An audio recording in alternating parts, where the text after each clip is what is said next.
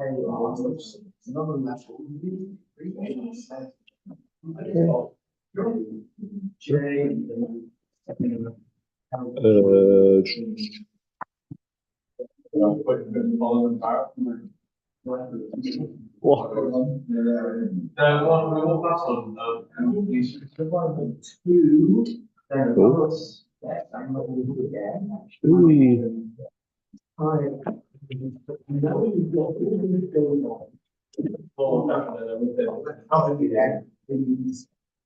are, yeah.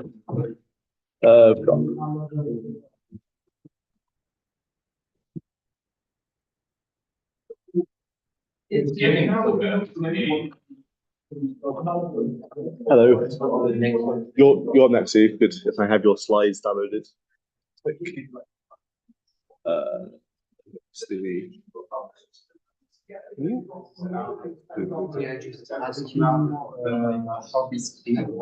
Yeah, sure. So let's get. By the way, do I have any indication of the time? Yes. I'm there.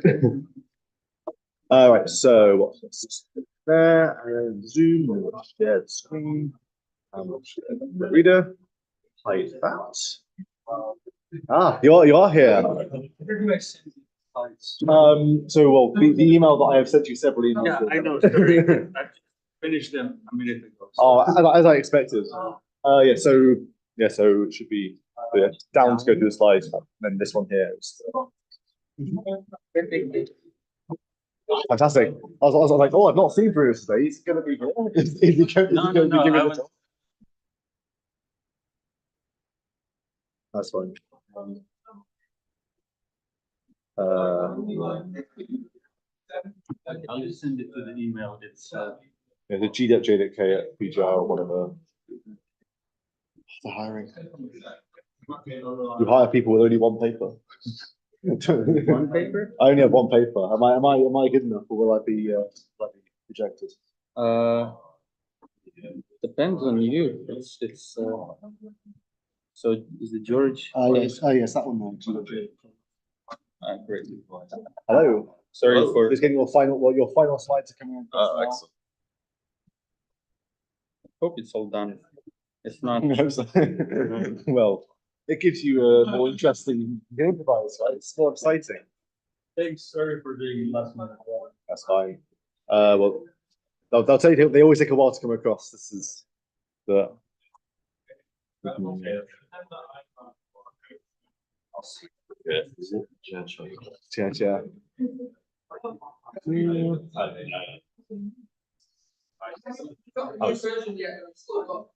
You've got 3 minutes, so you better go quickly. And they take a while to come across as well as we're seeing now. There is some instant coffee and some hot water. If instant coffee is okay by you.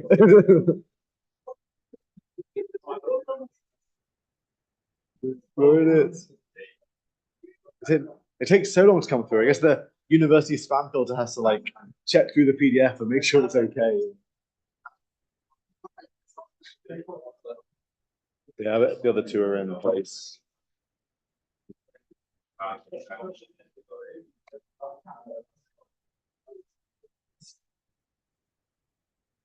Please come through. Everyone can see my emails as well. Everyone can see my Lex notification. It's fine. They can just see my Lex notification. They can think I got accepted. There's nothing dangerous here. Oh, it's so big. If in doubt, check the junk. Nope. Takes so long to arrive. Oh.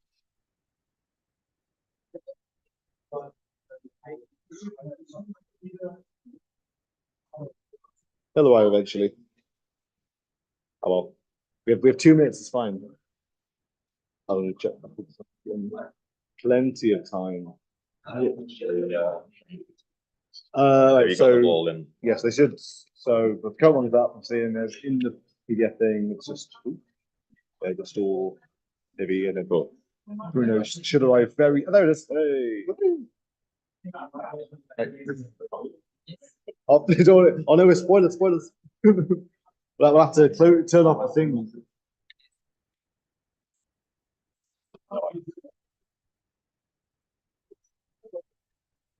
That was go. So that is in there. So that one's in the. Oh, can I not? Can I not? Oh, I can rearrange the tab. So yeah, so it's hanging. First one, second one, third one. Nice, And then- canonical order. Yep. And then this is somewhere in the way that can go away. We go back to the start. So we Control L gets full. I think also Control Alt Shift H gets rid of the thing. I think. Oh, but also you can just do. Or you can just do hide mutant control. And the recording is that. We should be recording. Okay, so I don't need to touch that. Yeah, so push share, and then always happy. Yep, that's cool. Are you pausing in between the talks or just? No, just cool. Right, I think then horn is there if you want to be horny. Yes. I'm taking Thank your you. time. Oh, I haven't even done it now. And then click in. Does it click forwards? Yes. Cool, fantastic. Ready? Yes. Welcome back, everybody. Hope you're feeling well fed. Yeah, this is our final section. Oh,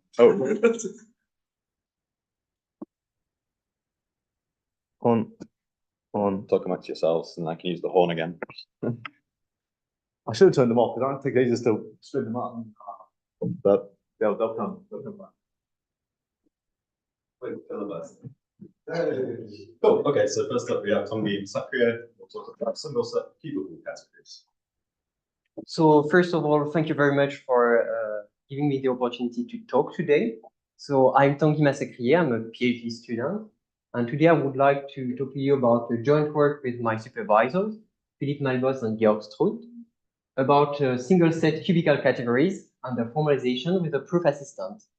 So you can find our work on arXiv, and there's also the formalization with the proof assistant part, which you can find on this website, which is the archive of formal proofs. So first of all, what are single set cubical categories, and more importantly, why should we be interested in them? So cubical sets and categories, they are categorical description of cubes and their faces and their composition. And they provide a language in which we can study homotopy, that is, study the computations in algebraic structure. We can also study higher dimensional rewriting, which can be applied to homotopy. This higher dimensional rewriting was actually our initial motivation. It was our entry point in single set cubical categories. And that's why we developed these categories in the first place. And later on, we would like to use these categories to do some high dimensional rewriting. So they can also be used to model concurrency using high dimensional automata in computer science. Where you can study parallel processing happening at the same time with cubes. And finally, they can also model homotopy type theory, even though I don't know a lot about this stuff. And we are interested in the study of the process of formalization of these domains. And today we will present an alternative single set description of cubical categories. And a single set approach is actually easier to formalize in a proof assistant and also to compute with. And we use the proof assistant Isabelle to formalize these categories. And we also use actively Isabelle to develop the axiomatization of single set cubical categories, as we will explain.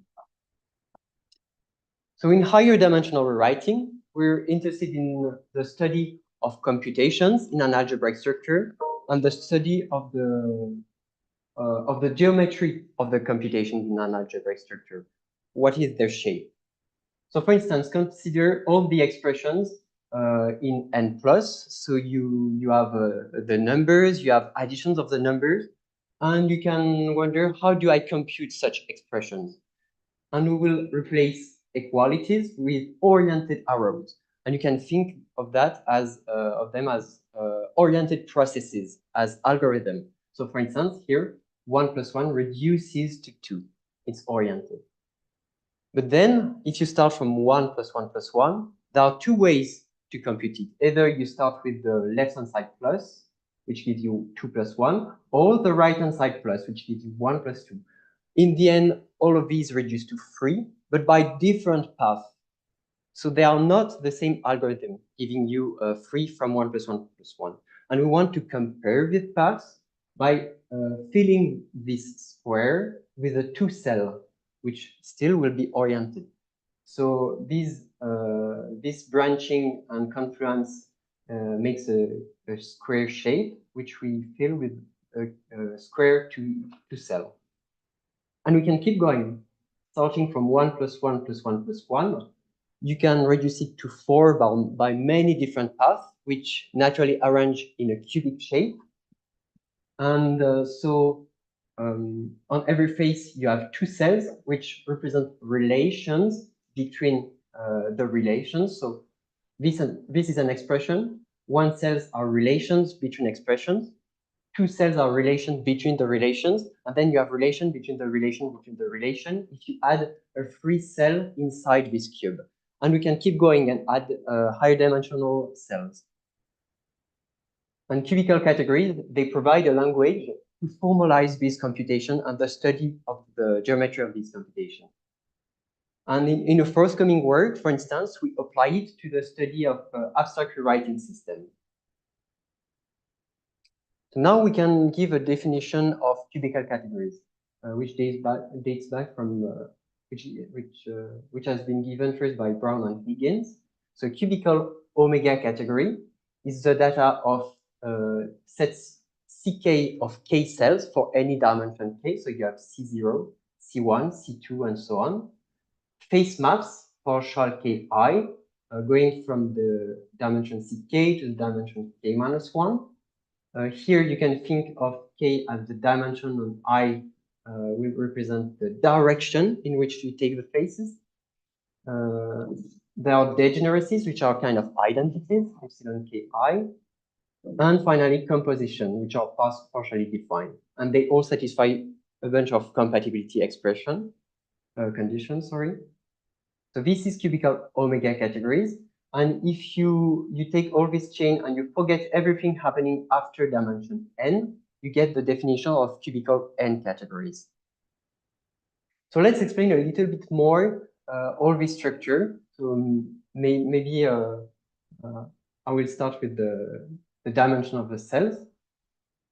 So the shapes of the cells are as follows. So 0 cells are points, 1 cells are arrows between points, 2 cells are squares with 4 faces, which are each of the faces are 1 cells, 3 cells are cubes, and so on.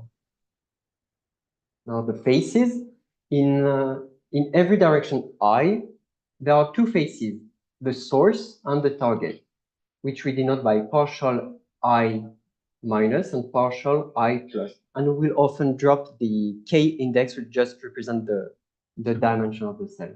So here I represented a cell X, and here you have the source in the direction I and the target in the direction I. Now, when you have 2 cells A and B, where such that their faces along direction I coincide, so if the target of A coincides with the source of B, then you can glue them together to get their composition in the direction I. But so for K cells, there are K different possibility to compose them. You can compose them in the direction 1, they get direction 2, and so on, up to K. And finally, the degeneracies. That's a little bit more tricky. Maybe you're familiar with higher dimensional categories with globular shapes, but here degeneracies kind of corresponds to identities.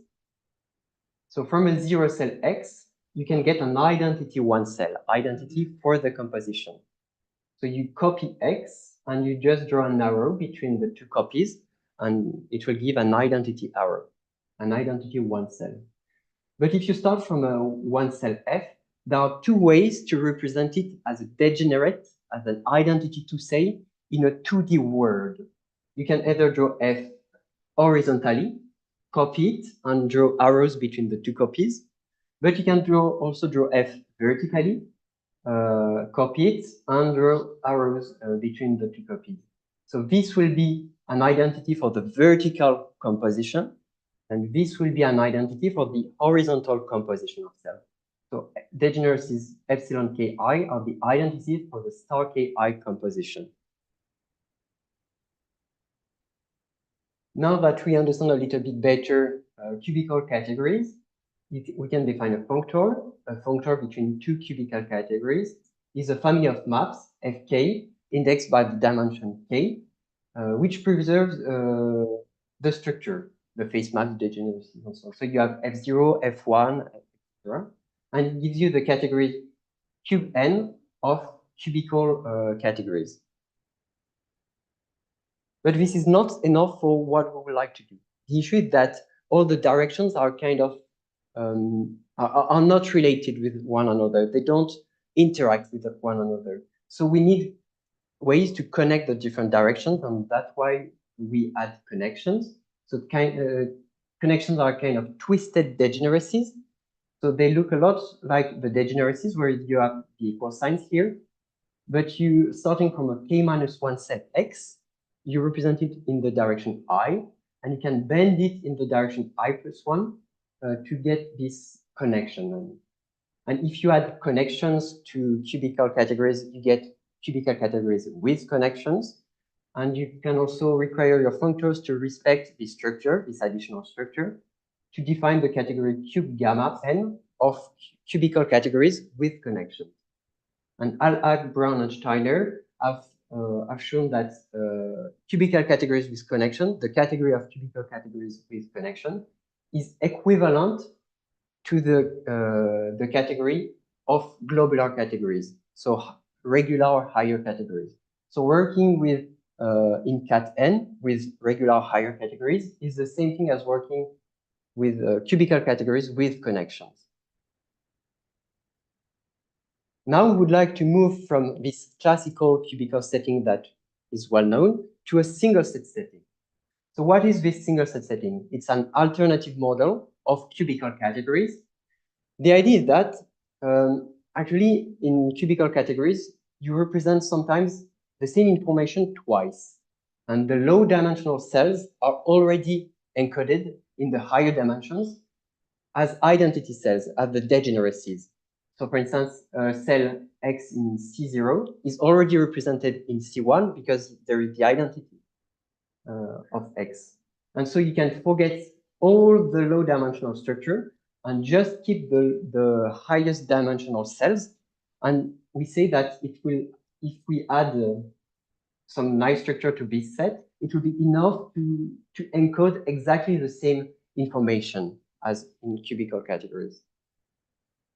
So, but why should we study single set cubical categories? Because actually it's quite often easier to compute with. Indeed, we only have one set with all the cells. We don't have a set C0, a set C1, a set C2, etc. No, we only have one. And we don't treat the cells of different dimensions separately, but all at once. For instance, it will simplify the definition of a functor, which will only become one map from Cn to Dn, which will respect all the structure. It's also easier to formalize in a proof assistant because the dimension of the cells is not captured with types, with strongly typed information, but we can recover this information by equations. It will be recovered functionally with some fixed point properties. And we formalized single set cubical categories in Isabelle and in the proof assistant. And Isabelle was also used actively to develop their axiomatization. First, let's consider the dimension 1, the case of regular categories. Actually, it's quite old.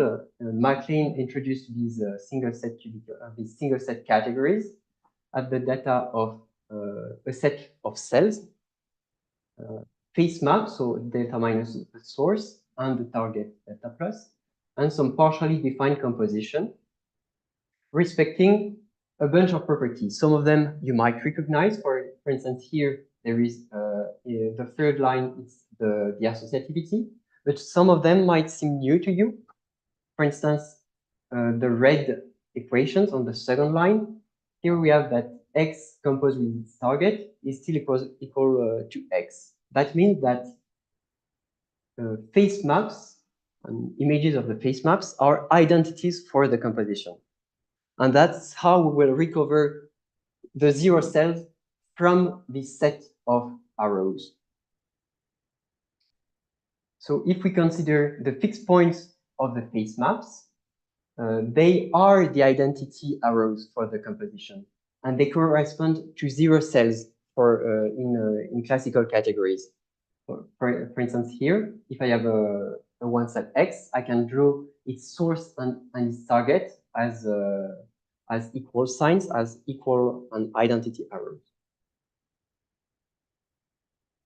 Now we can move to the dimension omega and cubical setting.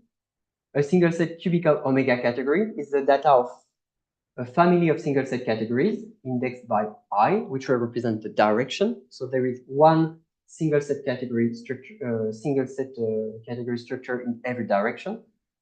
And we had to add symmetries and reverse symmetries. I will explain what they are later, all satisfying some compatibility condition. And the same, and also if you forget all the structure after the dimension A, after I equals N, then you get the definition of single set cubical N categories. So let's explain why this structure is slightly different from classical cubical categories. The faces are very similar, except that these times we don't have types and dimensions on the cell. So the faces of X are considered as cells themselves of the same type as X. So we still draw them as squares or cubes. And so why do we had to add symmetry? Let's recall that in a regular cubical categories, if you start from a one cell F, there are two ways to represent it in a 2D world. Either you draw F vertically and you copy it, or you can draw F horizontally and copy it. It gives you the two degenerate two cells which arise from F. But in the single set world, we don't have F anymore. So we need a way to say that these two cells are the same, and we need a way to identify them. That's why we added symmetries. The symmetries, you can think of them as exchanging directions. SI sends the identities for the I composition to the identities for the I+1 composition. Okay, so now how do we, starting from a single set cubical category, why should it be equivalent to a cubical category? How can we recover the low dimensional structure that we have in a classical cubical category? So starting from S, we can define SI to be the set of fixed points for the face map in direction I.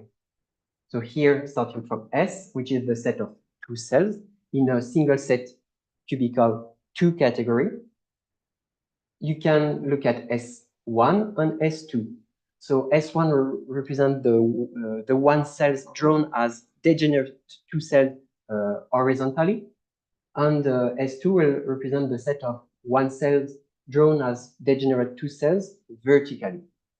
And if you intersect both of them, you get S12, which represent the set of zero cells, which are identities, which are fixed points for the face maps in every direction, and which are identities in every direction.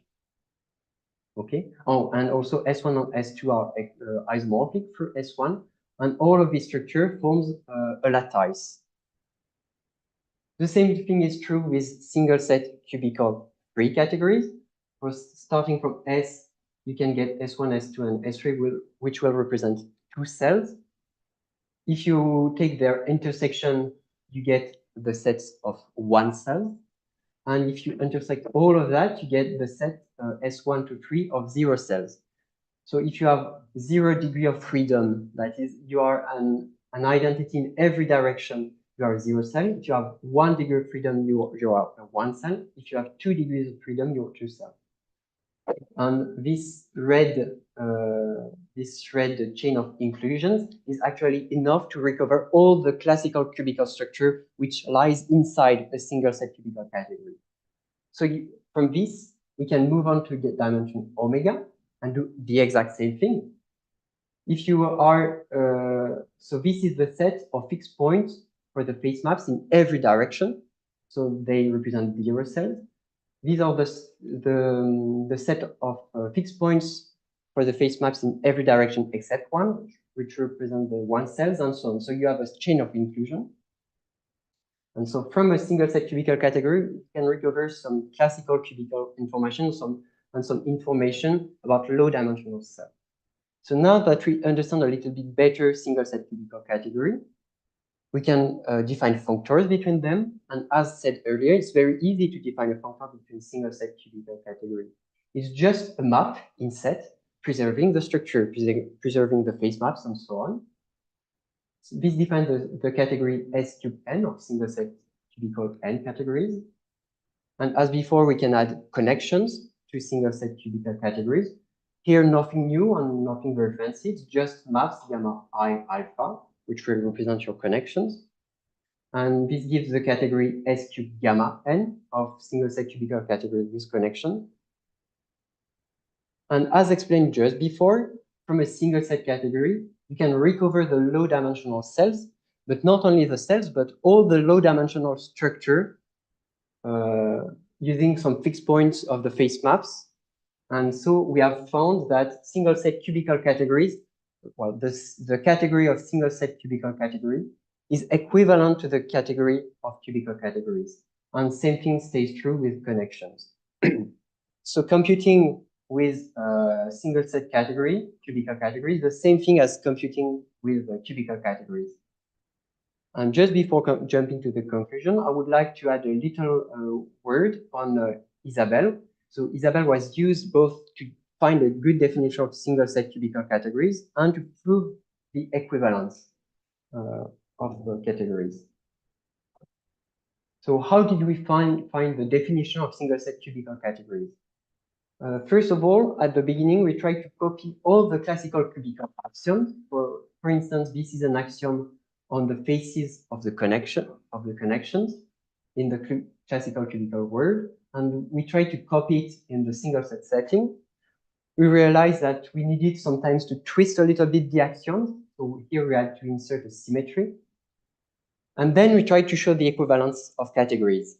And at the beginning, it failed because we were missing some properties. For instance, in the single set world, we don't clearly have degeneracies, so it was kind of hard to recover all the classical axioms. So we added in the axiom list of the single set categories all the axioms, all the properties we needed to get the equivalence of category. And then we used Isabelle and its very strong automated proof search tools to reduce this big list of dozens of axioms. And we managed to get to a manageable size with almost the same number of axioms let's say the same number of axioms as in the classical world. And we removed all the redundant axioms from the definition. And even some classical axioms were not needed in the single set world. For instance, this one was not needed anymore. And in return, we simplified the proof of the equivalence of category I've shown you just before, because we had fewer axioms to consider in the equivalence of categories. So to conclude, we introduced a single set axiomatization of cubical categories, and we showed that that single set cubical categories are equivalent to cubical categories. We also implemented their definition in Isabelle, and Isabelle was actively used to find a good definition. But furthermore, we can require ourselves to be invertible. This gives a category of cubical NP categories with connections and single set cubical NP categories with connections. And we extended the equivalence of categories to these categories. And these categories are very useful in higher dimensional rewriting because we say that an omega p category C presents a p category, the p category obtained by quotienting this C up to the equivalence generated by the composition of the P+1 cells. And finding such presentation of P categories by 3 well-behaved omega P category is one of the goals of high-dimensional rewriting, and it's called finding a polygraphic resolution. And in the forthcoming work, we kind of study the case P equals 0, that is the case of abstract rewriting systems. And next, we would also like to study high-dimensional rewriting properties in a single-set cubical setting, or at least in a single-set setting. And that is, we would like to study, so this is a work in progress. We would like to study normalization strategies, that is, deterministic choices of reduction path from one cell to another one, another reduced one. We would also like to find how do the proofs of the Church-Russell theorem and Newman's lemma expressed in these structures, which are theorems about the conference properties of a writing system. And finally, we would like to express the notion of polygraphic resolutions of higher categories in this single set setting. Thank you very much for listening to me.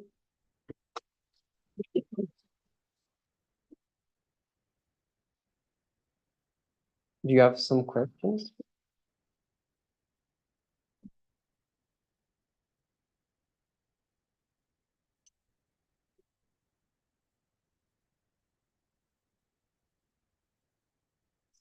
Thanks, Michael. Can you clarify what exactly, what are the compositional functions of this definition of proof of the associative, so on? Maybe I need the axiomatic. Oh, yes. So I did not detail all the axiom. Do you? Right, so the composition satisfy axiom. Oh, yes. Oh, here we're only interested with when everything is very strict. So there is some strict associativity and so on. Oh, yes, yes. Indeed, I was not very clear, but here also in the equivalence of categories with globular categories, I mean strict globular categories too. And so you're carrying through, in terms of the work of doing your proofs, you're spending a lot of time, I suspect, checking that those associativity equations are satisfied. I mean, because in terms of them, there are a lot of those relationships, right? Right now. Yes, I mean, but everything being strict, it's more like you mean the proof of this big theorem? Right, I suppose so, yeah. Well, there are many things we have to check in order to say we get in the end a cubical category. There are probably maybe a few dozens of axioms. Some of them being the associativity. I don't think that it's that much difficult to show the associativity. It's much more that there is a big number of axioms, of little axioms, on the faces of the degeneracy, the faces of the connections, and all this very computational work is very quite long, so it's more that. Okay. Thank you.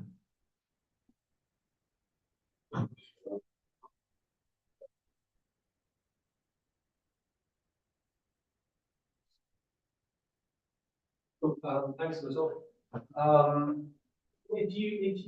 This might be quite a naive question, but if you were to drop that symmetry axiom, then it looks like, in your cube, you've got two types of cells. You've got horizontal cells and vertical cells. Yes. So I was wondering whether you'd thought about extending these techniques and getting a single set description of double categories or higher order generalizations. I have not thought about that. So here in the lattice, you would drop the equivalences. So are you saying it would represent other structures, maybe?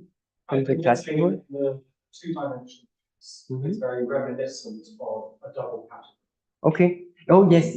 I've not thought about that way, but maybe it could encode double categories in some way. I'd be interested. Yes, indeed. Yes, because actually double categories are very similar to cubical categories, except that I think, if I'm not mistaken, you don't require indeed horizontal cells and vertical cells to be of the same type, right? So yeah, it would probably encode double categories. Thank you. We time for one quick question. If not, let's thank our speaker. Thank you.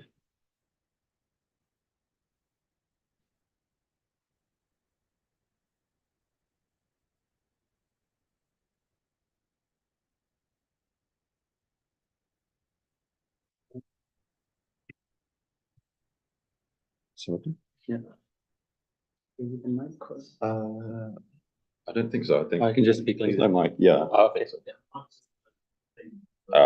Yeah, just fixed to this. All right. Cool. Okay. So next up we have Bruno Gavranovic, who will talk about categorical deep learning. Yes. Yeah. So coming from category theory, you might think this is what deep learning is, and you'd be absolutely right. Today, I'm going to show you how we're aiming to change this. So I'm going to talk about a joint paper together with my colleague Paul at Symbolica and a bunch of people at DeepMind. So really on a high level, what is categorical deep learning and algebraic theory of architectures? It's a theory that covers numerous deep learning architectures in a unifying way, and is a natural step forward from what was previously the theory that encapsulates most of deep learning, which was geometric deep learning. In this talk, it's going to be less about CT and more about application. The kind of category theory we're using here is A, well known, and B, very rudimentary. But given where we're applying it, there are exciting things ahead. So really, this is just a rough plan for today. So all right, so what is deep learning? There's many ways to talk about it. I think of it as the science and engineering of finding structuring unstructured data. More precisely, you can think of it as iterative function optimization, meaning from input and output samples, with one important requirement, which is differentiability. So to see what that really means in a slide, you have a function with a known type, so you know that it goes from some x to some y, but an unknown implementation. And you want to find the best such function that fits some data set of input and output pairs. Now, what best here means, how do you actually go about this? There's many choices involved. The rough idea is that, hey, in the instance of say, classifying images of cats and dogs, your input is a cat image, your output is a label that says it's a cat. And the way this works is you encode the pixel values of this image as input to your neural network, which is then processed in layers. Here, each layer has a bunch of weights, which determine how that input is processed, and here kind of the thickness is supposed to tell you something about how strong that weight is, how strong that is processed. After you do that with a few layers, you get a prediction, which probably will not be correct when you just started, but then you need a measure of loss to update that. Now, once you compute an error value at the end, you can say, well, all right, how did I have to jiggle my prediction so that the loss is even smaller? Once you know that answer, you can say, well, how did I have to jiggle the weights so that that loss is smaller? So you do this thing called backprop. What happens is after that, you update your weights. And so hopefully at the next iteration, you train a little bit better. Now you do this for 1 billion times and you get very cool models. You should be happy showing up one by one. But the idea is what has been done so far in categorical stuff on deep learning. There's been a lot of papers. I've co-authored a few of them. And there's I would say now, a growing stream of papers. You know, it's still small. Maybe there's 100 now, but it's certainly growing and finding more applications. The idea is you can model neural networks as something called a parametric lens, which has inputs, outputs, and parameters coming from the top. It's all formal, and there's a few papers talking about this. And the idea is you can model also supervised learning as composites of a bunch of parameters. Very importantly, this is not just a descriptive framework, but it's a prescriptive. You can use these abstractions to implement neural networks in an efficient way in a programming language. So as you can see, Zanzi, who was supposed to be today, just put up a blog post you can see from the day before, implementing these in Idris, fully typed ways with getting all the full power of category theory in these languages to do stuff like this. So it's very exciting. Where I want to go today is in a like, all right, so what kind of direction? And say, oh, well, what do we do now? If you talk to deep learning people, they will tell you, well, sure, great. We knew that already. You just said it in a fancy language. The question is, where do you go next? So the key problem in deep learning is designing the architecture of the neural network, meaning the structure of its forward path, the structure of the weights, the structure of layers, and this is the biggest problem in neural network. So to give you a sense of what I mean by this is, if you look at what the previous picture with the cat, image data contains spatial information with height, color encoding, and if you squash it into a list, you erase information that's useful for learning. Structure is useful for learning, as we know when we do category theory and when we learn about things. We want to process an image of a cat and say, well, that's a cat. But if that image is in a different corner, we don't want to have a completely novel procedure discovered for that corner of the image. Namely, we want to be invariant. Right? We want our map to be in some ways coherent with some transformations of the input. This should be moving around, but the idea is you want to learn one filter once and then move it around the image, right? And that's the idea. You encode a prior into your architecture, specifying how weights are reused. And this is called weight time. When you do that, you reduce parameter count, you enable learning, as feature has to be learned only once, and you really enable all the fancy things that we see today that deep learning has done. And people have started doing this in a billion different ways. They have called neural networks, convolutional, topological, autoencoding, graph, recurrent. All of these are defined ad hoc in various sorts of unstructured ways, in various sorts of subfields of machine learning without any unifying framework. And very importantly, for understanding the context of this, these neural networks can be huge. So if you look at the thing that caused kind of the whole ChatGPT era, GPT-2 had more than 300 million parameters. GPT-3 had 175 billion parameters. And now what we think is running ChatGPT, but it's unknown because it's all proprietary information. It's GPT-4, which is 1.73 trillion parameters. This is an estimate because we don't actually know the architecture. So these models are huge. If you put this try storing these as weights, that's over 700 gigabytes of storage for just numbers. It's absolutely insane.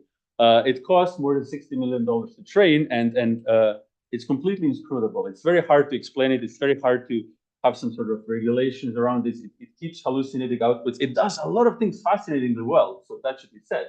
But we really have issues understanding, what's happening when we deploy it in practice, how to put up a regulatory framework around this, and many, many other issues. Scale works, but our goal is really providing a language that can help us understand what's going on, that can help us understand existing and design new architectures. And really, when these neural networks process information, they use some logics or some theories to come to their conclusions. Can we specify any of this? Can we understand what's happening? So let me just go back. And is there any kind of structural theory for this? So that brings me to geometric deep learning, which is the name of this relatively popular book by a bunch of people, which studies neural network architecture through some sort of mathematical formalism. And it really studies exactly what I said, stability of input under transformation. So if you're classifying, you might want invariance, but if you're, say, masking an image, if you want to put a mask, where is a cat and where it's not, you might want something like equivariance. So this theory studies these transformations that we can do to an input as group actions and maps which preserve these actions as group actions homomorphism. Pretty simple. It's as I said, this is no fancy category theory so far. And if you want a little bit more formal, you start with a group and you have two actions on X and Y, right? And then you call a map F from X to Y, your, say, neural network, to be J equivariant, if for all G and X, this equation falls, which kind of means if I translate the input and apply my neural network, well, it might be the same as applying my neural network and then translating it out.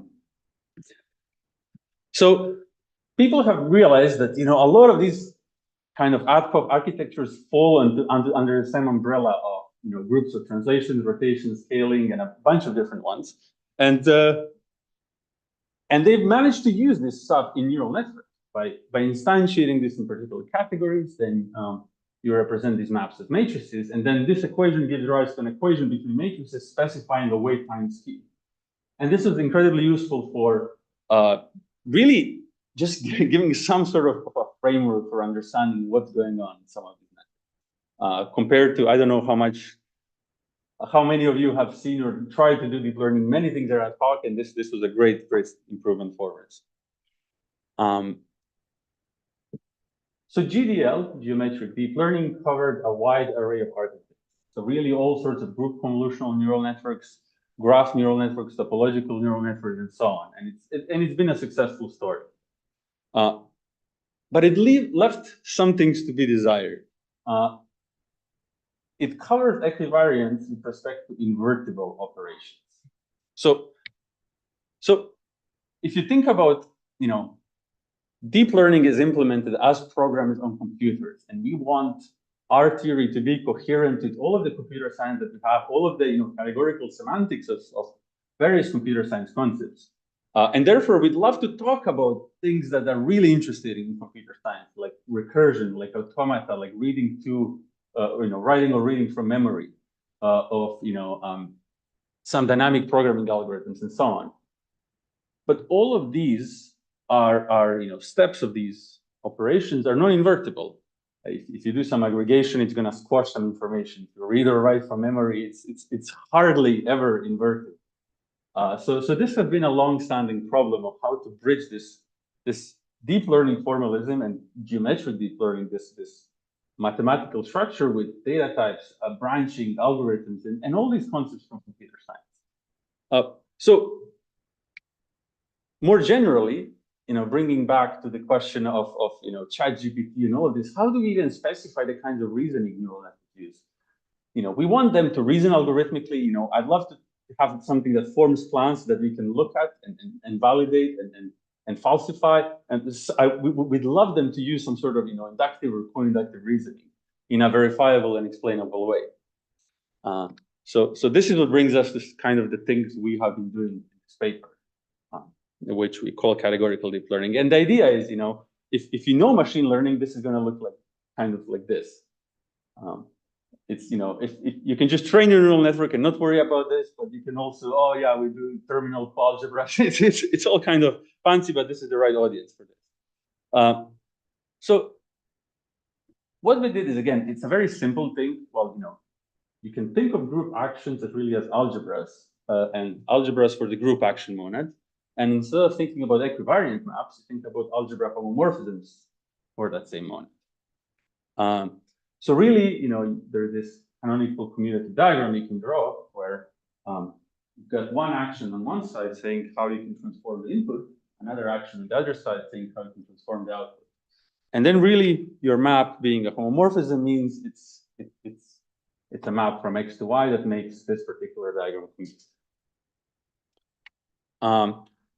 As I said, in many ways, this is a trivial step, but one which completely captures this idea of equivariance. And importantly, allows us to generalize in the right way. It allows us to get rid of invertibility. So G only needs to be a monoid, not a group, for G times blank to be a monad. And B, we can capture more structured operations by realizing, well, to talk about algebra homomorphisms, we can just start with an endophone. And that's kind of these are all the well-known things in categorical semantics of structural recursion, is that if you have an endofunctor like 1 plus a times blank on set, so it takes a set X and maps it to 1 plus a times X, you can see the set of lists of elements of type A as an algebra, for example. And then if you have a different end functor, you can see the set of binary trees as an algebra of that. And these are binary trees with a labeled leaves, it should have said. And then in this category, just instantiating the same maps, you can have the concept of a fold of a neural network that processes a list. So a data that has arbitrary length in principle as an algebra homomorphism. And here F, which is your neural network, has to satisfy this diagram, which gives rise to this particular equation modeling recursion. The way F here processes the list is solely determined by this algebra map, and it basically folds over it by implementing processing elements one by one. So this is, you might think this is obvious, but currently neural networks are not implemented in any typed way. There's no typed language. People write in comments in Python, what are the shapes of tensors and so on. So this is one concrete way of talking about this. And then doing the same thing with weight tying. You instantiate this in a particular category, you get a weight tying scheme. This is the weight tying. You want trees, it's the same story, right? So if you want to fold over a tree, this is something that is called a recursive neural network in deep learning parlance. You apply the same thing. So you start with an algebra for this endofunctor, and it turns out there's an initial map here. There's a universal way to fold over it. That's what folding means, which structurally recurses on your tree-like input and produces the desired output. So what we did is, you can visualize this story. Again, this is all well known. You can do algebras, you can do streams, you can do Mealy machines with the same way. And something we found out is that, once you generalize this story, which I'm not sure if I'll get to, you can talk about neural network cells. This is a concept of neural network as algebras or coalgebras of a particular kind of a two-end functor. So, you've got a folding recurrent neural network, unfolding, you've got a recursive neural network, you've got a full recurrent neural network. And, there's a new kind, which is one that corresponds to Moore machines. It's kind of not clear what it does. It's not clear that it does anything particularly useful, but it fell out of the framework. We didn't know what it was. As a matter of fact, when we unpacked Mealy machines as well, that turns out to correspond. I was like, oh, wow, I'm going to get something cool and novel, like an automata neural network. And it's like, oh, yeah, that's just a recurrent neural network. But that's a correspondence I myself wasn't aware of. And I'm not sure where it was in the literature. So to make the picture in the previous slide a little bit more formal, I've skipped across a lot of details, but I've said two-end functor, meaning I'm in some sort of a two category.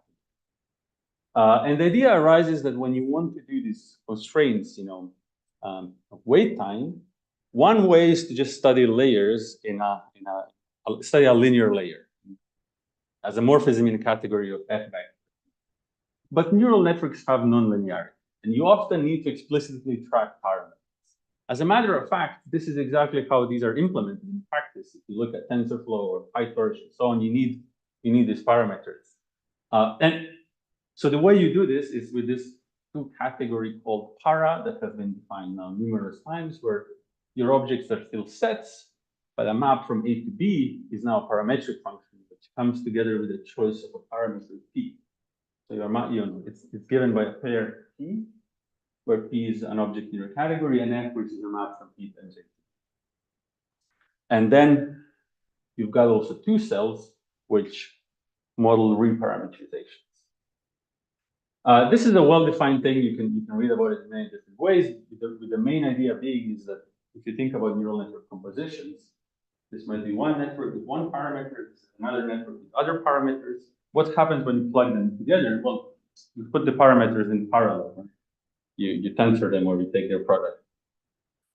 This is what para models, and as it turns out, this is it's defined, for any monoidal category, but for any Lax monoidal functor, this gives you a two functor and so on. So you can study two endofunctors with respect to that.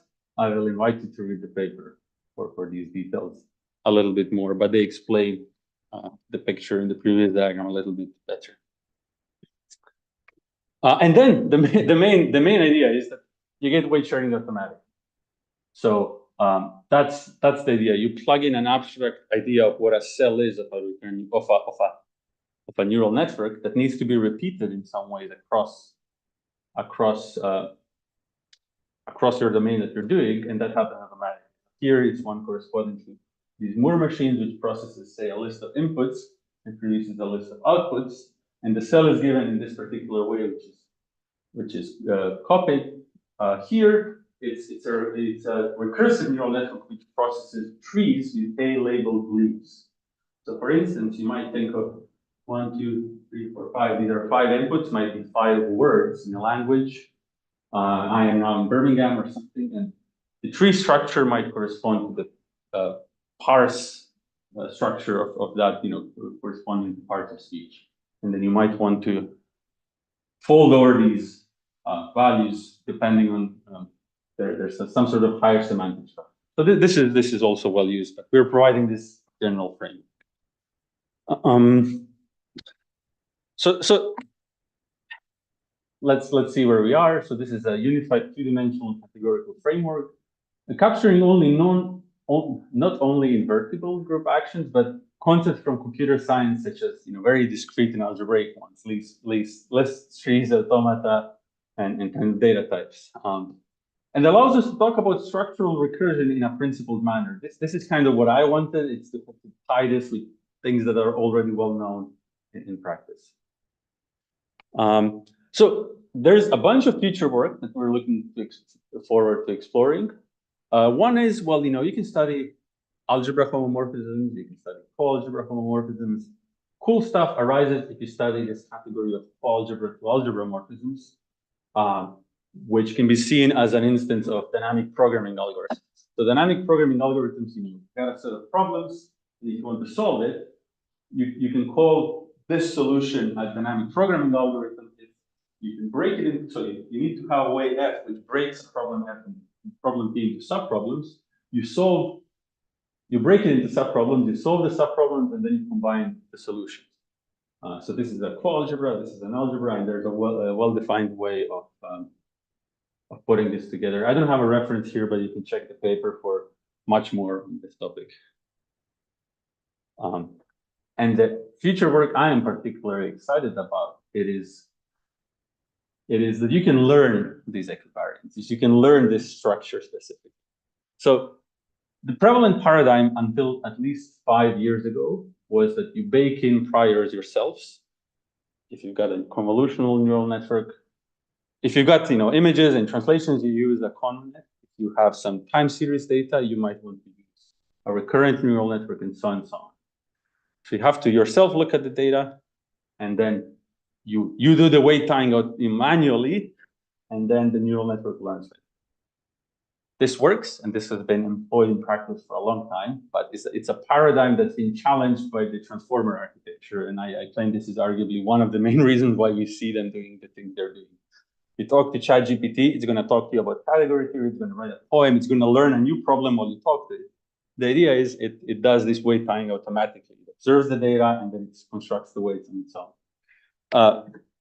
There is interesting work showing that you can learn equivariance. You can measure, and you can learn equivariance and measure the degree to which you'll learn this.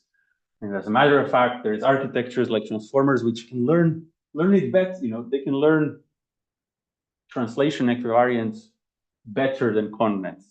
What does that mean? How can it be better? It's a great question. But they can't do others. So they can't do structural recursion. There is numerous papers right now telling you that once you do algorithmic reasoning, it breaks down, and it's completely unknown why. So something I'm excited about as a consequence of this work is seeing what we can say about that. So to cap this off, if you're interested in this, we are hiring. So I'm leading a research program, or co-leading a research program at this startup called Symbolica. It is developing foundational models for structured reasoning based on these principles. And we have just raised $31 million funding round. and opening up offices and in London and soon Australia. And so a lot of exciting things are happening, especially as, you know, coming from the applied category theory community, this feels like a fantastic and an almost impossible achievement that the whole team has done of having a completely structured approach and a sort of from really coming from first principles approach to thinking about reasoning and verifying and explaining. So if you're interested, we have some job descriptions. I put up some stuff here. Really, we're looking for, you know, what we're looking for is the overlap of category theory and machine learning expertise. There's like 7 people in the world, so we're fine with getting one or the other. So I put some category theory roles at sort of all levels of seniority. Problem is, if you want to attract people from academia, those kinds of salaries, you know what's going to be interesting. What kind of dollar? If they're Argentine pesos, then And with that, this is where I'll just end. So yeah, thank you.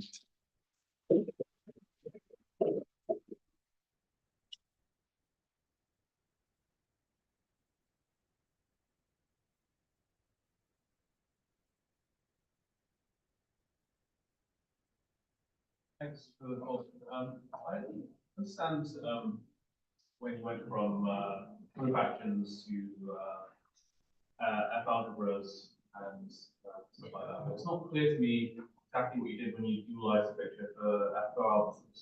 Would you mind maybe explaining that to me again?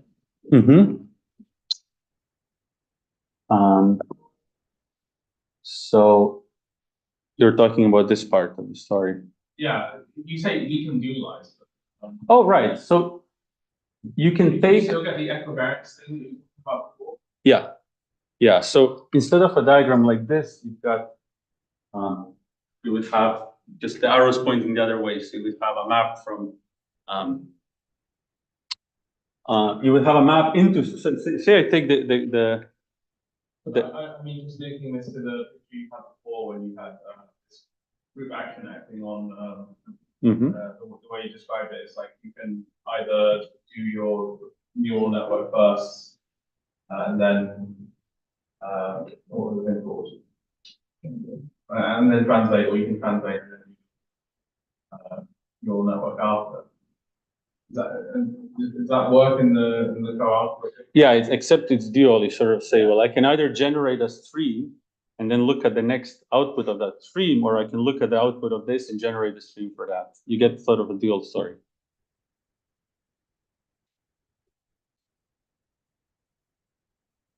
I'll give you the original references of how algebra on the whole 1970s.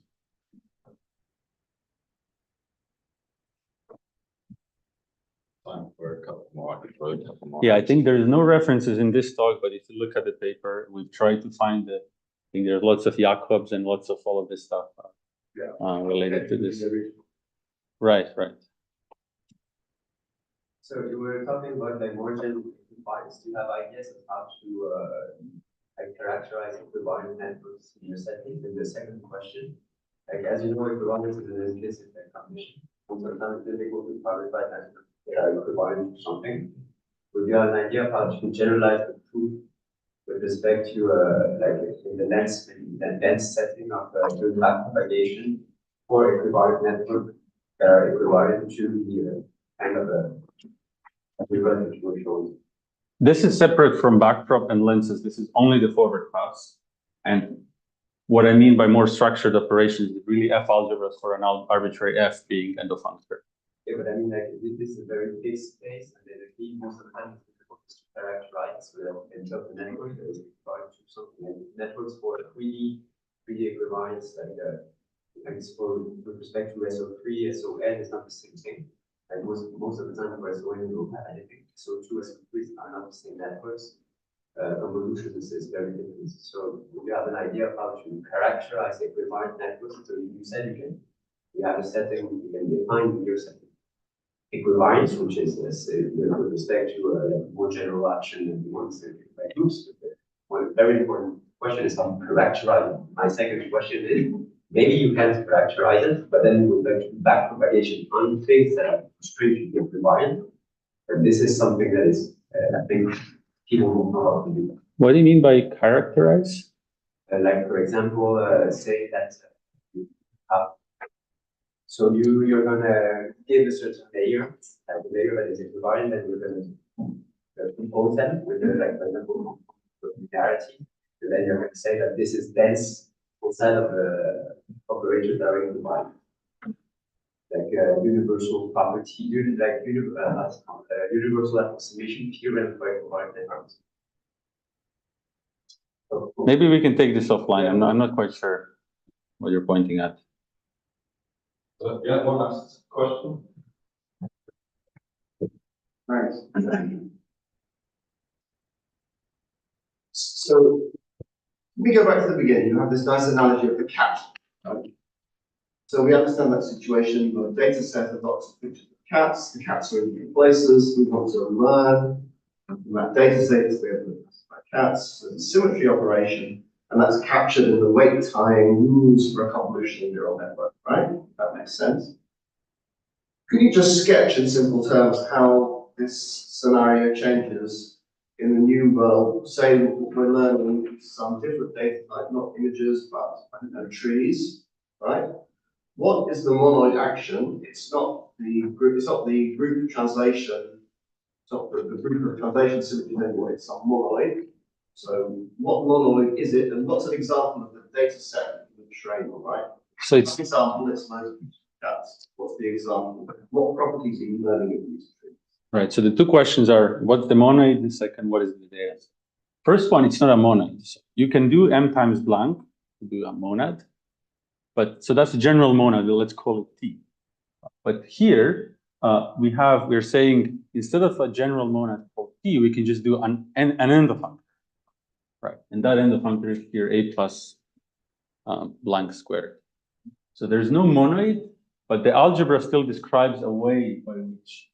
So previously, this operation was moving the cat, and now this operation tells us, well, either I've got a leaf with a value a, or I've got two subtrees.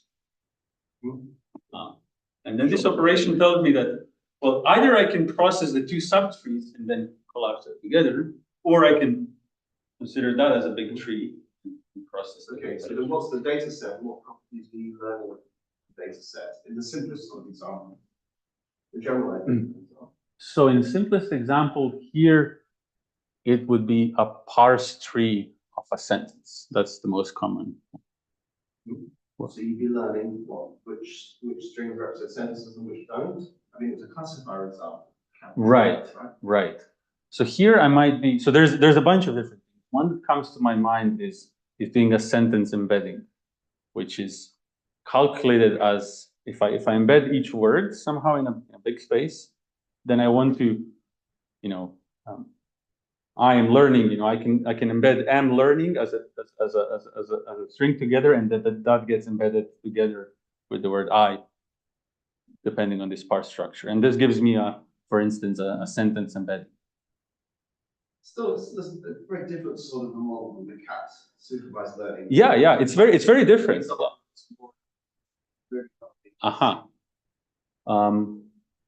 Right, so with the cat situation, we've got pictures of cats and we labeled some pictures cats and some pictures not cats, right? I mean, could you not give a more analogous example of this infrastructure in action? You've got a set of parse trees, and some are labeled some way and some are labeled some other way.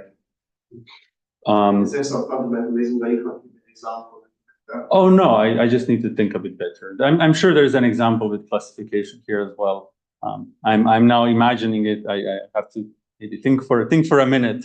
But yeah. But I don't think there's any fundamental.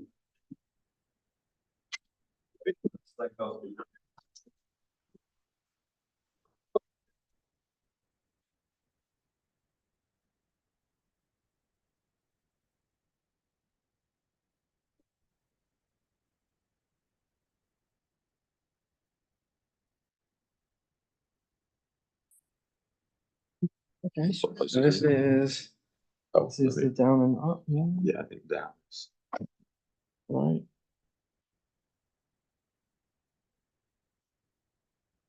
Good. Okay, thanks. Cool. Yeah, last but not least, we've got leaving, we'll talk about game and rich categories. Okay, hello everyone. Right, so this is a version of a talk that I gave in January. Some people here have heard it already, but that was at Gallup. I've changed it a bit because that was a game semantics workshop. So on the one hand, people here might not be familiar with game semantics, but on the other hand, people here will be familiar with enriched categories. So okay. Oh, it was. Just click into the. Okay. Oh, okay. Right. Okay, so I'll start off with a sort of very, very brief, tiny taste of game semantics, which is probably not enough to communicate. I can't do a whole sort of lecture or course on game semantics, but I'll do what I can, just so that you can get to the actual problem, which is that the normal way game semantics is assembled, we end up with a large number of games, like n times n, so different categories of games, which is a lot of pain to construct. And then using something else from a different part of game semantics, which is a certain category, we can actually rearrange it so that we only have n plus n jobs to do instead of m times n, which is much nicer. Okay. Right. So I just want to give you an overview of game semantics. So the idea is, suppose we're trying to model a higher order programming language. So that would be some version of type lambda calculus. So there are different ways to do this, domain theory, all kinds of different ways. So the one way is game semantics. So that gives you models of programming languages. And the first part is, so you've got to interpret types and you've got to interpret terms. Types denote arenas, which are a kind of, an arena is a kind of game board. I'm not going to go into that in any detail at all, right? That's all I'll say. But terms denote strategies. So the strategy is for a particular game, which is going to depend on the type A and the typing context gamma, right, which denote arenas. So the game depends on these arenas. That's I'll tell you a little bit more. So you have two players called proponent and opponent. So proponent represents is the program, and the opponent is the environment of the program. So they're alternating. And finally, there are two kinds of moves which are questions and called questions and answers. So I will give you just one example to give you some flavor of this, right? Again, it's a very simplified example, and there's lots it's not telling you, but never mind. So here's a term in call by value lambda calculus with recursion and side effects. So we have, it's a term of type Boolean with a free variable of type bool array bool. And what does it do? It tests f of true. And if that gives you the answer true, then it returns false. But if it gives you the answer false, it tests f of true again. And then if you get the answer true, the whole thing returns true.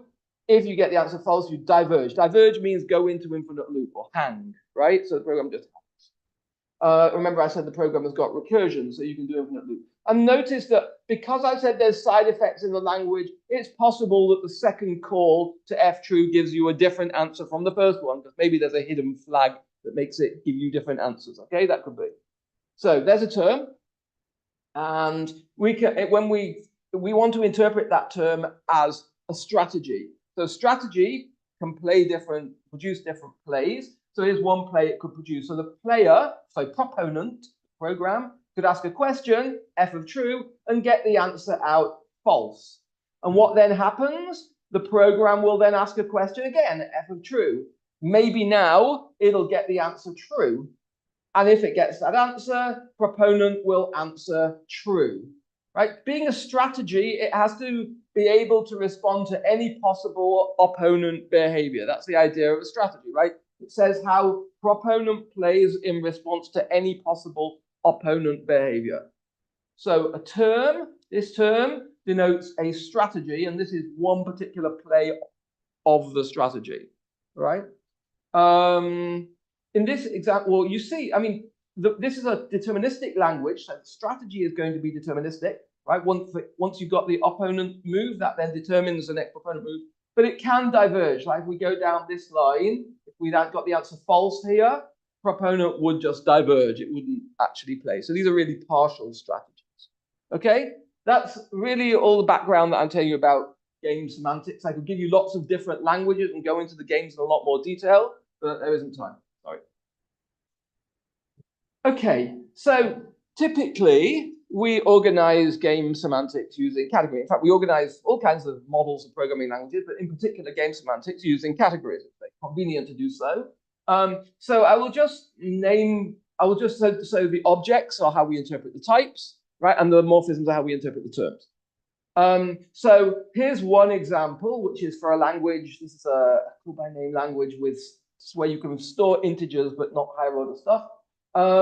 This one, the objects are arenas, and the morphisms are a certain kind of strategy called OP visible. I'm not going to go into what that is.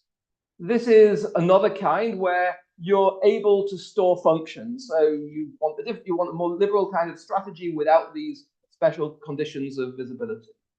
And then I'll give another example where the programming language allows you to generate new references, and those can be passed around and they behave as names, and you get a different kind of object and a different kind of strategy. So again, I'm not going to go into these in detail. These are 3 different kinds of game semantics for 3 different programming languages.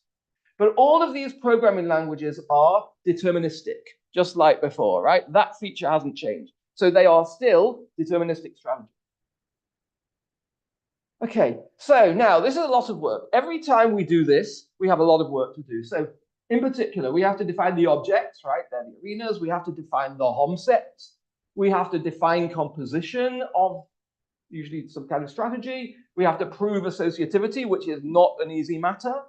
And this is just some of the jobs we have to do. I mean, depending on the particular language, the particular categorical structure, there could be other operations on strategies. I mean, I'm giving composition as one example, but there could be many operations on strategies. There could be many equations you have to prove, not just associativity. For example, you might have unital laws, probably will. You may have other laws as well. So there's lots of operations and equations. But I'm just giving these as examples of the kinds of tasks we have to do. So now let's move beyond non-determinism. Beyond determinism. So suppose that our language is extended with non-deterministic choice operator. Do this or do that. Or alternatively, perhaps we're going to extend it with a probabilistic operator. Do this with probability 1/3 and that with probability 2/3. All of this, you change the language, you're going to have to change the model. So you change the category. The objects are not going to change, but now you're going to need more morphisms. So you're going to have to change the notion of strategy. So with deterministic strategy, you can define that to be a set of plays. We saw one play before, right? Typically, a strategy is a set of plays that satisfies a determinacy condition. For non-deterministic strategy, well, here's a problem. There's actually many different notions of non-deterministic strategy to do with how the non-determinism interacts with the partiality, right? So you've got, and I'm not going to go through this in detail, again, high-level talk, but you have May testing, where you simply drop the determinacy condition. You still have finite plays, but now for one particular opponent behavior, there could be many different proponent behaviors because the terms are non-deterministic, therefore the strategies they denote will be non-deterministic. Or then you've got must testing, which is a different way of modeling non-determinism, where you have to worry about infinite plays and divergences, but only some of them. Again, I'm not going to go into the difference between may and must testing. That's it will be another talk in itself. But again, this is just high level. You might want to model infinite trace equivalence, and then you'll want to include all the infinite traces, which is something I developed in some time ago. Let's just go one step at a time. Sorry.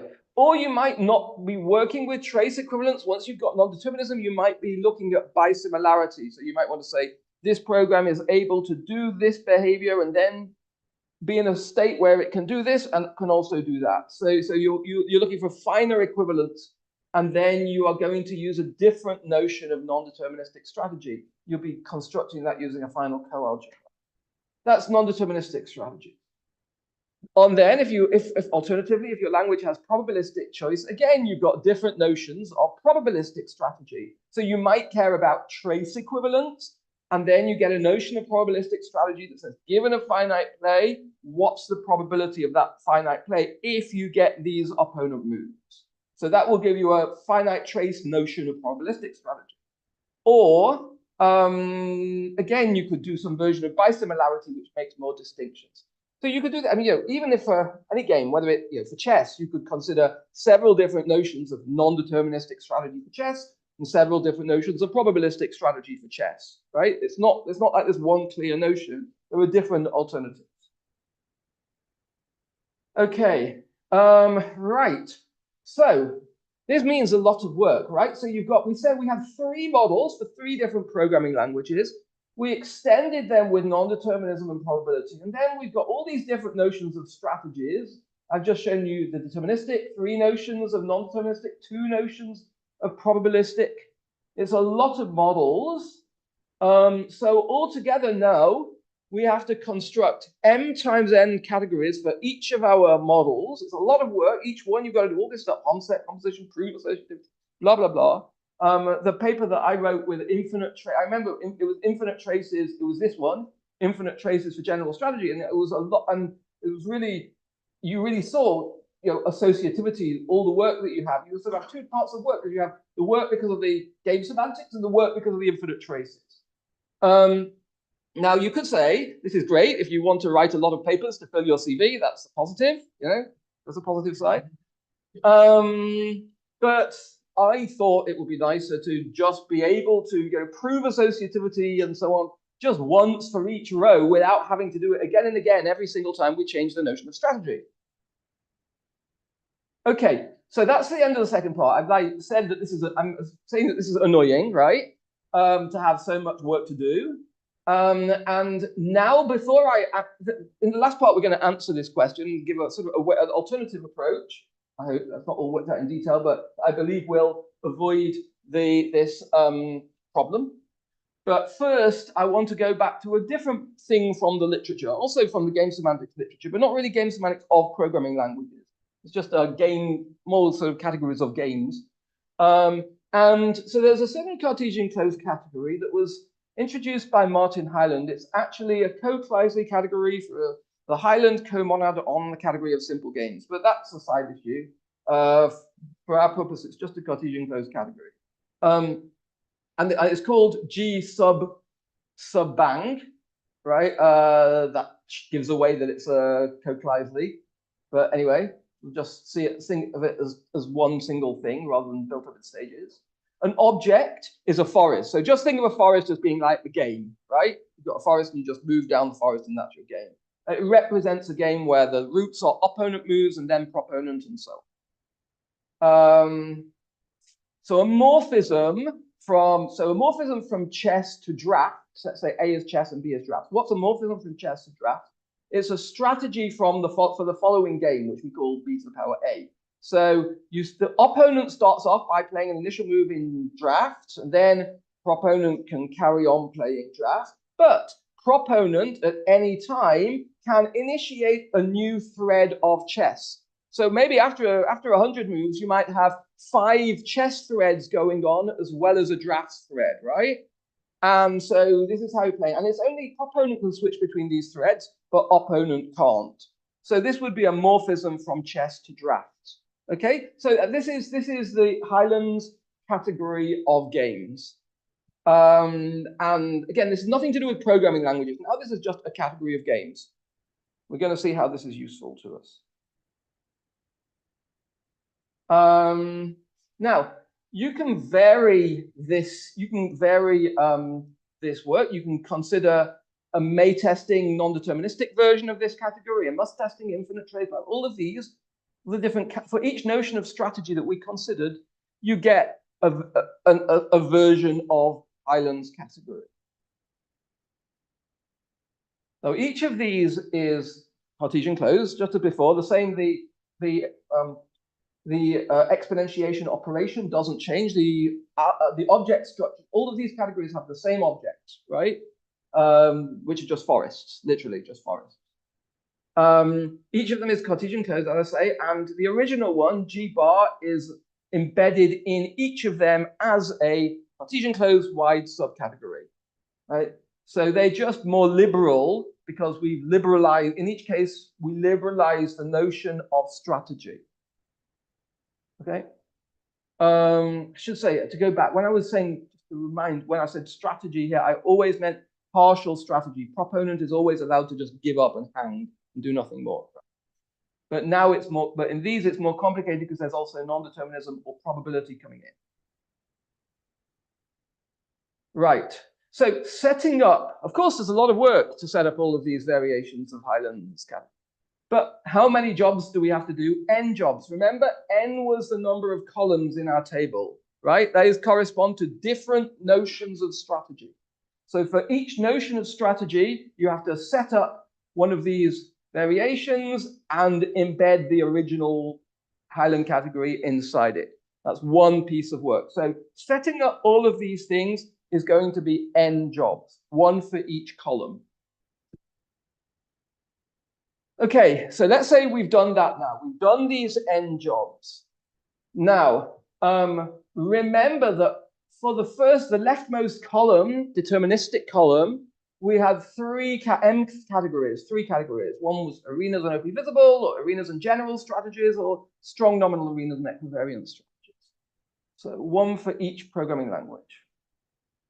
Now, I said that these are categories. I said we went to the work of constructing these categories. Now, the thing is, calling them categories, this is an understatement.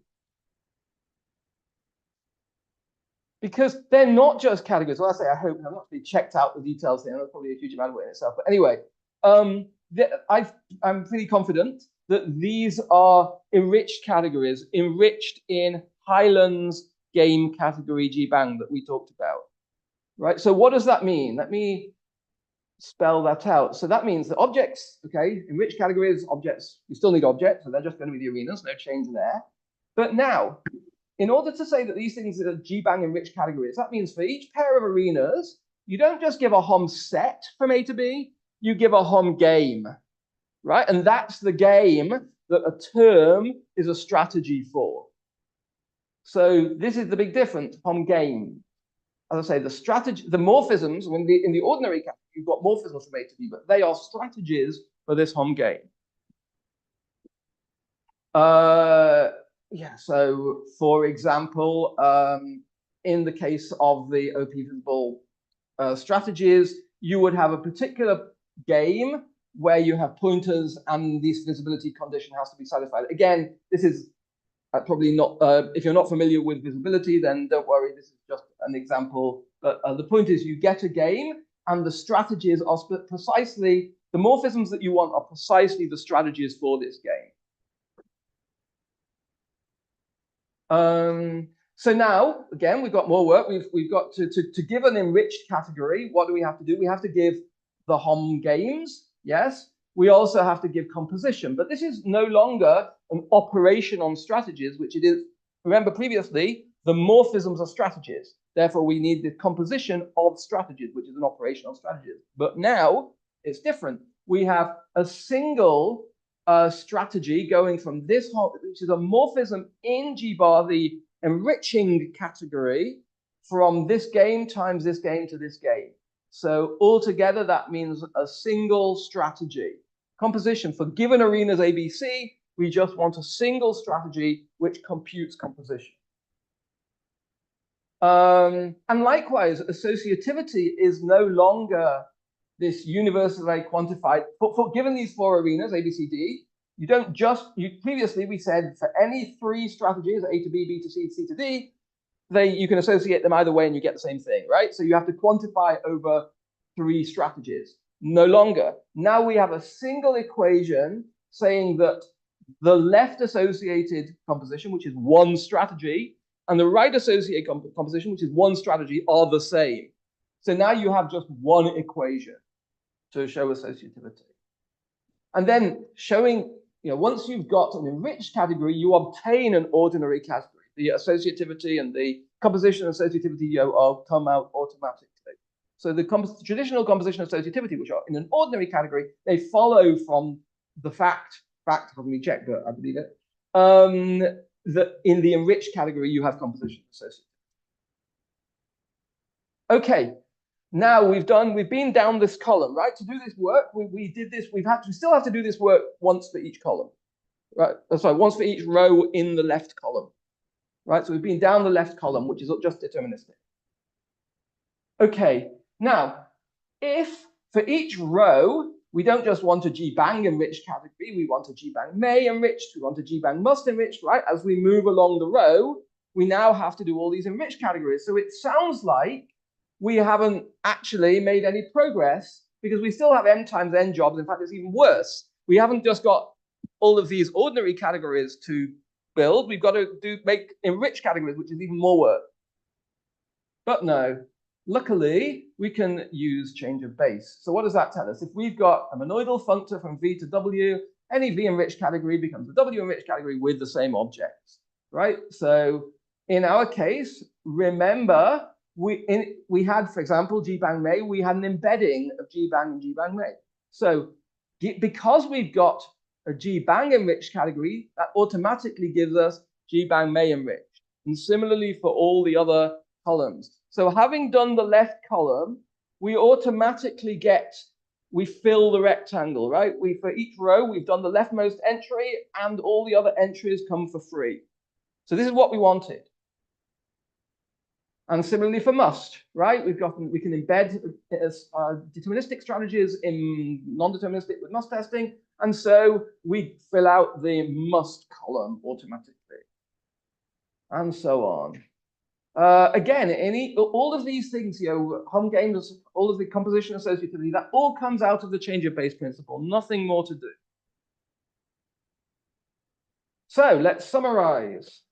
So what we did for each of our 3 rows, we just dealt with the leftmost entry. We defined a G-bang enriched category. So that meant we have a home game and we have composition, this simple kind of composition associativity, just involving the single structure. It is a lot of work, but once we've done that work, we can see that for each column, we had to define this special category, suitable category, the variation of Highland, and the suitable identity on objects functor. Yes, we have to do that. So we have to do something for each row, and we have to do something for each column. Overall, that's m plus n tasks. So, right. Okay, so if you, I want to emphasize that this means if we go back to our table, right, we go back to our table and we think about what the work that I did say here, right, in constructing this. We've decomposed it into 2 separate jobs. There's the job of constructing the appropriate Highland category here, and there's the job of constructing the G-bang enriched category here. And so that's why this is compositionality, right? We've taken this job, we've decomposed it into the row work and the column, the row specific work and the column specific work. So let's summarize.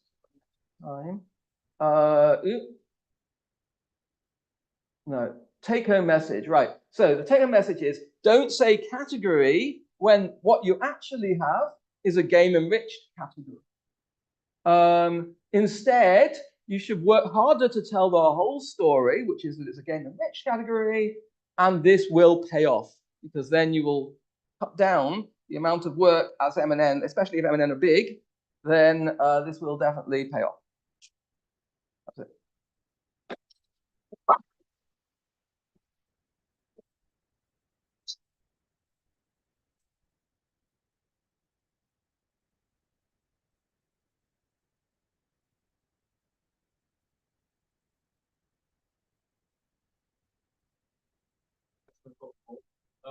Wondering if do you have some sort of relationship between set and G-bang? Because you probably and through that you recover the original notions you had through the underlying category.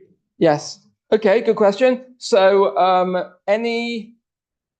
generally, if you've got a monoidal, so remember G-bang is a Cartesian closed category.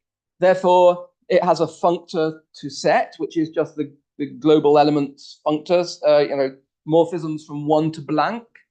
And that is a lax-monoidal functor, and therefore any G-bang enriched category is an ordinary category. So that also the process where you turn an enriched category into an ordinary category is also an instance of change of base. You're able to use change of base for all these different variants of G-bang because G-bang ultimately is a Cartesian category. So you need a lateral one. Yeah, it's actually two different uses of change of base. When we're turning an enriched category into an ordinary category, we're using C1 blank, which is actually monoidal. It is actually monoidal because it's a CCC, right? But it's not identity on objects in that case, right? The other one is that's right, because you're turning a game into a set, right? So that one is not identity on objects. So whereas the other one where we were moving between the different columns, there we have this identity on objects Cartesian closed functor from one version of Highland to another version of the Highland category.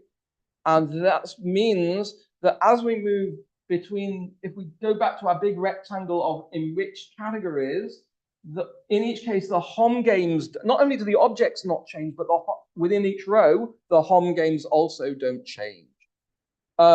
Even the composition is just, previously it was a deterministic strategy, and now it's a deterministic strategy, that was special case of a non-deterministic. It's like a very restrictive form of change of base. Yeah. We're really using very restrictive form. Both kinds are using a restricted form of change of base. Yeah. And in fact, it was known that the game categories are enriched in DI domains and continuous functions, and that also follows from this. So, yeah. Is there any kind of pre-forgetful thing between G-bang and set? Oh, not that I'm aware of. Like a final question. Yeah, thanks for the talk. It's really interesting. So you mentioned that the different forms of the Highland category are all co-closely categories for certain chromonoids. Yeah. Are there laxmonoidal functors between these categories somehow arising from morphism between the chromonoids? Yes. It all comes from, you start off with a category of simple games. So the key thing really is that, I can make it very clear.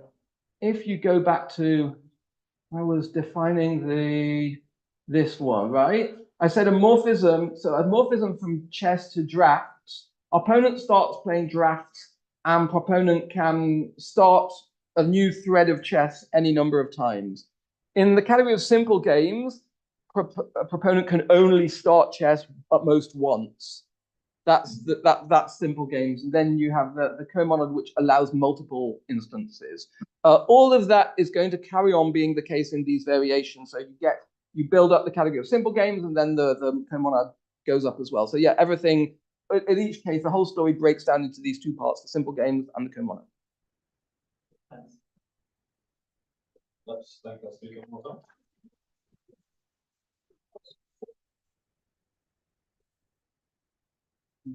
So thanks everyone for attending, both in person and online. Thanks to all the chairs for agreeing to chair. Thanks to everyone who reviewed papers and program committee. Thanks to the steering committee. Jamie, SYCO 13. First, let's say thanks to the organisers.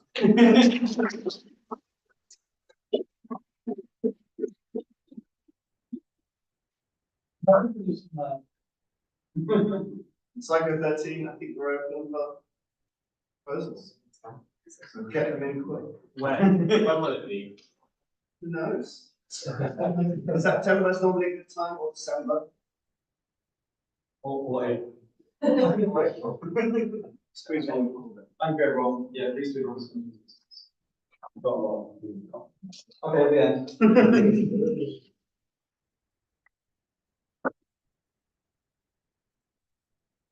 What have you recorded? Yes. Yeah, I've stopped that now. They've all been recorded. Are you going to do some editing? Okay. can stop it.